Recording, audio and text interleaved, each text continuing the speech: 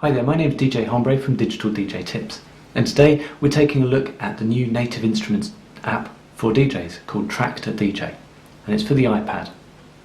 Now, Native Instruments already have a number of other apps in the App Store, and this app in particular has been teased by Native Instruments over the past few weeks since NAMM 2013. Now, lots of speculation has gone online about what the app will do. Will it be a wireless control for Traktor? Will it be an on-the-go way of updating your cues and loop points? Or is it in fact a full-blown DJ solution? And if it is, let's see how it differs from already established DJ apps in the App Store. So let's take a closer look. So as Traktor DJ loads up for the first time, it analyses all your music on your iOS device. And as it's doing that, it detects the BPM, it detects the beat grid, and it also calculates the harmonic key, which is something I haven't seen done on any other DJ app as of yet.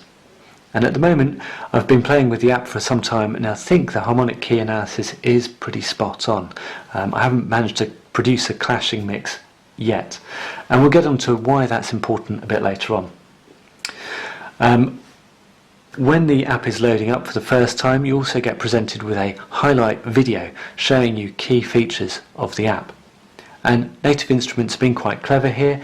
Rather than sticking just a vanilla PDF at the back of the app to explain functionality, they've got a nice little help text here with some nice screenshots. And as you read through these, they get ticked off. So I can see here I've already got two features I haven't really investigated properly there, and that gets displayed up here in the notifications. You can switch that notification bit off, but it's quite a handy tool for you. So once all your tracks have been analysed, what do you do? Well, the first thing you want to do is load a track into a deck. Now you can do this several different ways. One way is by using this little note icon up here. It brings up the screen. You can see the two waveforms at the top get compressed, and that's really so you don't lose your track, that you're placing the track.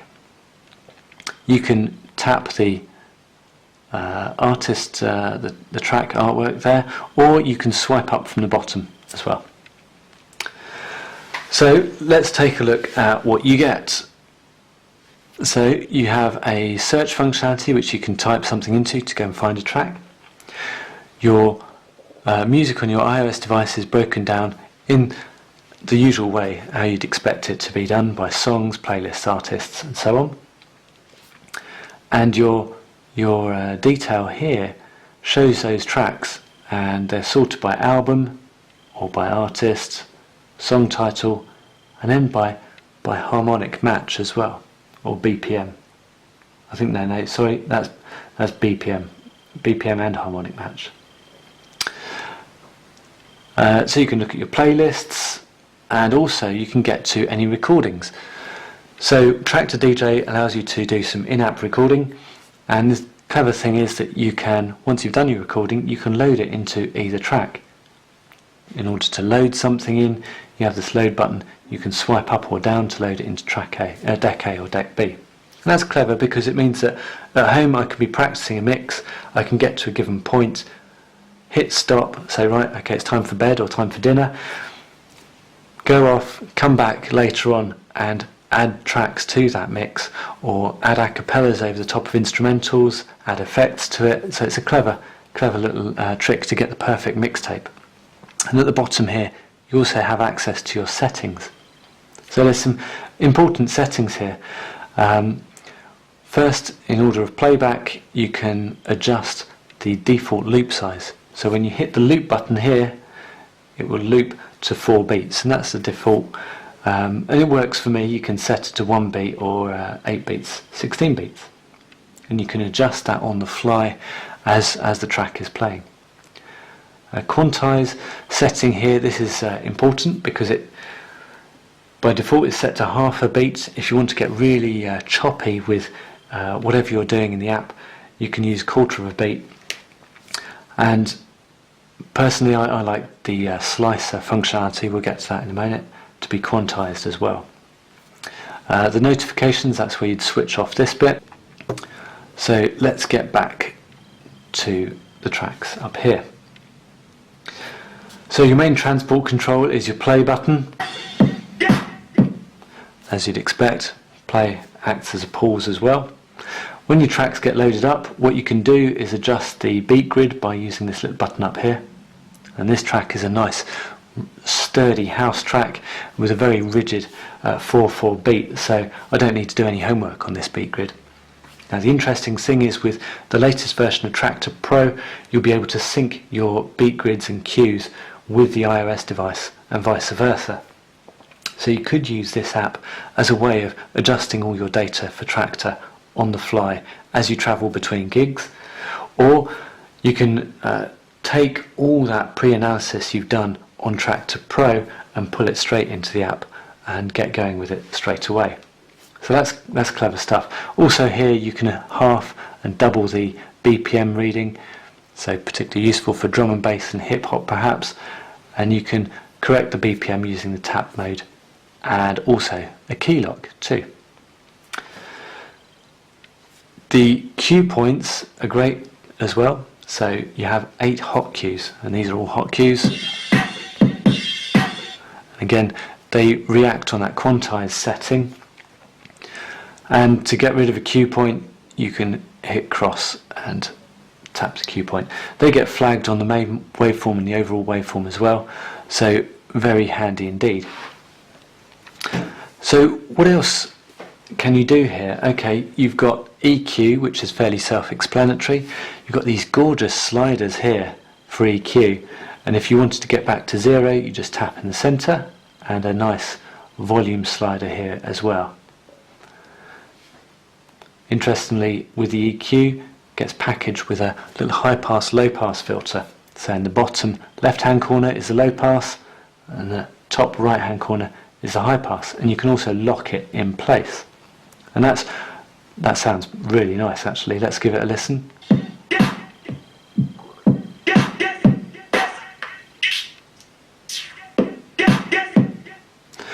Very nice indeed. And you can lock that filter in place using that little lock icon. Now similarly, the FX can be displayed over here, and you can apply one effect at a time, so there's no combination of those three. You can't combine 3 effects at once. But again, like the high pass low pass filter, you can apply a lock to it, so that flanger will always take place and it will always be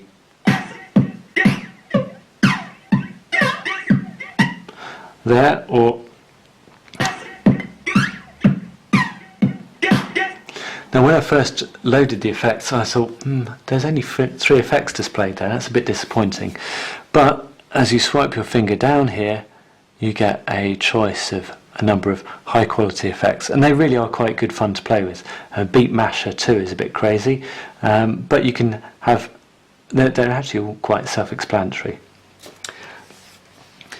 And you have your loop functionality too. So we mentioned earlier in the settings it's set to 4 bars, and that will loop continuously through those 4 bars. Perfect. Now we have also at the top a master volume level, and you can use a splitter cable with the app, and you can adjust your cue volume and your cue mix, which is all very handy indeed. And also up here you can record your mix as you're going along. Now the other thing here, which is where the app really starts to come into its own, is this little Frosty icon here. Now when you press that, the main waveform stops scrolling. The audio will still be played back, but you get displayed this section of the waveform, and that doesn't move. So let's give it a go.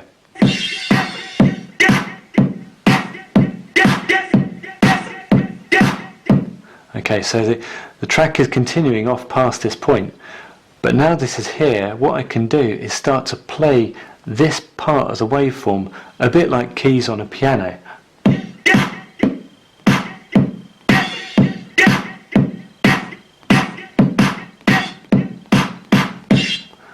So that's quite cool. And during playback, it means you can almost sort of remix that section on the fly.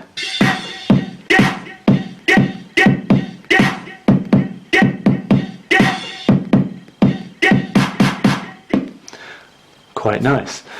When it's coupled with the loop as well, so now I've got the loop going, but I've got the little Frosty slicer icon enabled as well. That means that I can chop this loop up based on that quantized setting we mentioned earlier.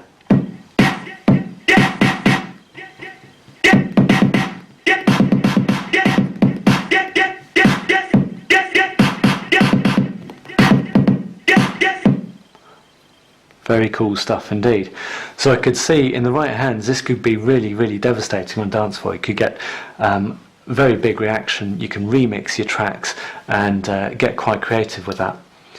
Now, for the traditionalist DJ, I think we mentioned there's no pitch sliders, no pitch bend buttons on either deck. So you are a bit of a slave to the sync functionality. And because you have the ability to adjust the beat grids, things are pretty straightforward. Let's load a track in here, and so you select a track, you can swipe down to load it into track deck B, and it's all synced to this master tempo up here, 122.5, and it seems to work for most rigid house tracks. It's fine.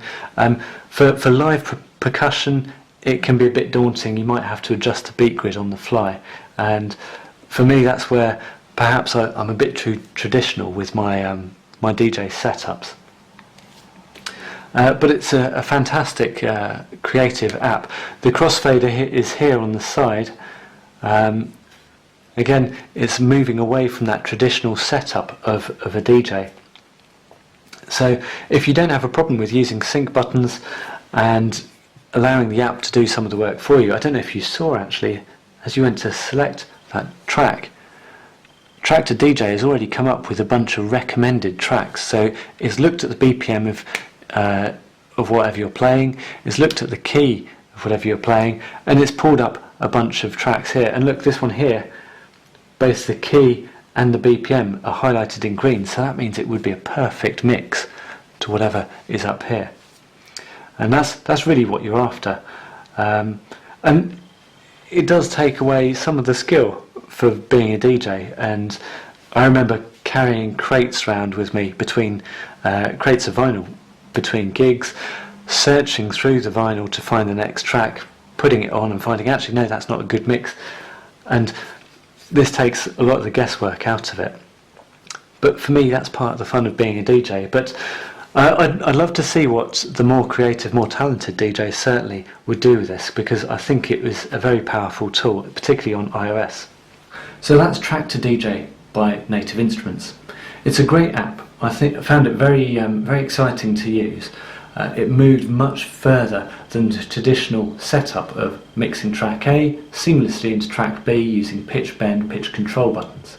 Because the app does a lot of that work for you, some of the careful craft of a DJ is taken away. So if you're not a fan of the sync button, this may grate slightly with you, because it is very difficult to try and do that using the app. At least that's what I found anyway. The beat grid information and setting that and adjusting that on the fly was fantastic. Of course, you can do that already with a few other DJ apps as well. Now, the track library screen, it seems rather a dull thing to pick up on, but it was really, really good. Not only does it display the tracks on your device, but it also gives you the ability to sort by the regular things such as artist, title and so on, BPM, but also it can provide you with a harmonically matched set of tracks, a little like the recent app that I reviewed a few weeks ago. But this is embodied into the app itself. Now that's really exciting for me.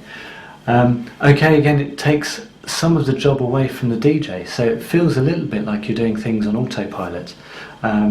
But that said, it means you have more time to spend getting creative with loops, getting creative with the freeze effect on the waveform, using the effects and the app as well. and maybe taking your time a little bit to choose the next track and adjust beat grids on the fly as well. So all really good stuff. The app is very well detailed, incredibly well designed. It's very sleek in its appearance with the black background as well, and the waveforms stick out and are pin sharp too. So I really liked it.